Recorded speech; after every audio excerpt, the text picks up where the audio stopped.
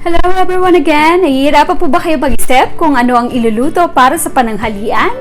O hapunan? How about kung ano ang dadalhin sa potluck? Or may special na occasion ba na dapat celebrate? Or talaga lang gusto nyong i-impress si Mr. or si Mrs.? Pwede din magpa-impress kay biyenan? Well, ano man yan, today, magluluto tayo ng napaka-special na lutuing Pinoy. Walang iba kundi oxtail kare-kare. At sino nagsabi na mahirap magluto ng kare-kare? Well, agree ako dyan. Pero may ituturo ako magic. Kaya, secret lang natin to ha? Kaya kahit first time yung mag-kare-kare, for sure, kayo ang bida sa kusina ngayon. So, paano? Tara, let's cook!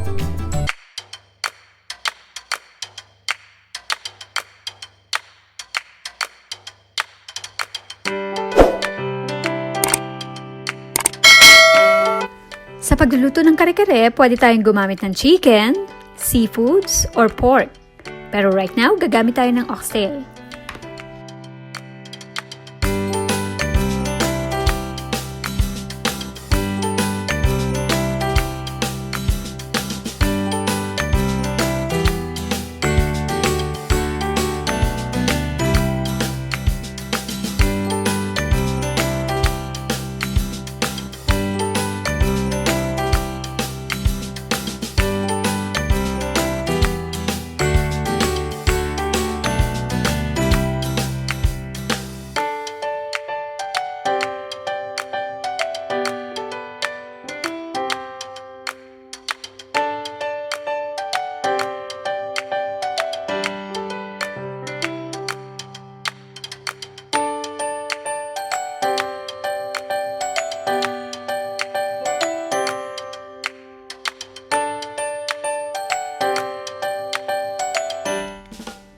I-check kung malambot na yung oxtail. Isa sa masarap sa kare-kare, yung halos humihiwalay na yung laman sa buto.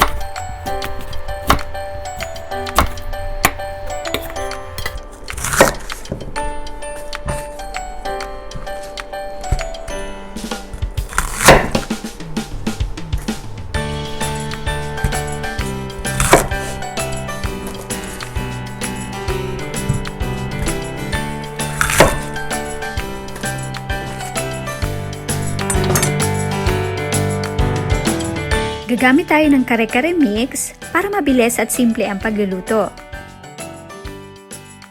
The next time, pwede na nating subukan yung original na proseso kung saan gumagamit ng atsuete, giniling na mani at galapong para sa sauce.